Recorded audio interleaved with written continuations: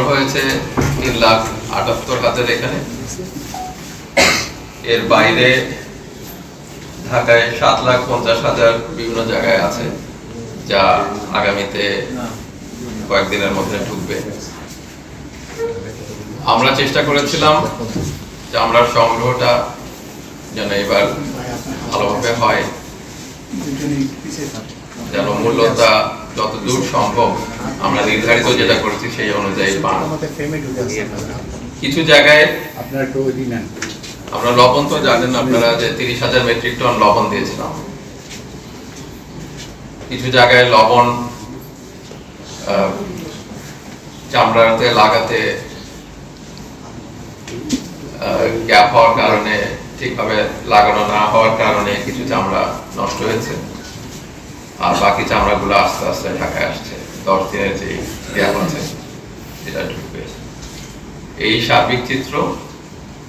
আর এইবার যে পরিস্থিতিটা, সেটার উপরে আমাদের এই শিল্পের যে সভাপতি আছেন, আমরা যতদূর এগিয়ে নিয়ে যাওয়া দয়া করে আমরা সেটার ব্যবস্থা নেব। বিগত সময়ে যারা এগুলির জন্য দায়ী ছিল তাদের বিরুদ্ধে বিভিন্ন ধরনের ব্যবস্থা নেওয়া শুরু হয়েছে। দুদকের কার্যক্রম চালু আছে, আপনারা জানতে পারছেন এবং আরো জানতে পারবেন। ধন্যবাদ। দেওয়া হয়েছে বিসিকে থেকে দেওয়া হয়েছে, ওনারা মালিকরাও ট্রেনিং দিয়েছেন, ট্রেনিংটা আরো বাড়াতে হবে। লবণ ছিল কিন্তু পর্যাপ্ত, যেটা লাগবে লাগাতে। আবার সব মাদ্রাসায় এফিশিয়েন্ট না এটা হ্যান্ডেল করার জন্য। অনেক বড় মাদ্রাসাগুলি হ্যান্ডেল করে, কিছু কিছু ছোট মাদ্রাসায় সেটা পারে নাই। এই জন্য কিছু জায়গায় এটা সমস্যা হয়েছে। এছাড়া জেনারেলি ওভারঅল পিকচার যেটা, সেটা কিন্তু আমরা সারা দেশ থেকে ডিসিদের মাধ্যমে যা পাচ্ছি, এটা আসছে। মাত্র তো শুরু হলো, এটা আস্তে আস্তে আরও কিছু সময় লাগবে। আমরা খুব খারাপ দেখি নাই।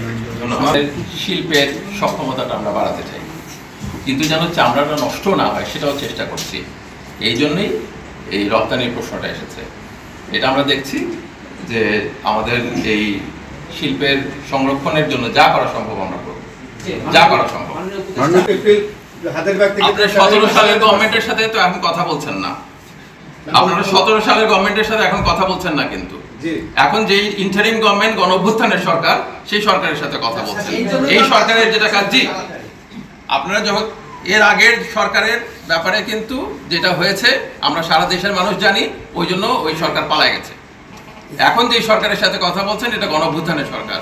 গণঅভ্যুত্থানের সরকার যেটা করার সেটা চেষ্টা করছে।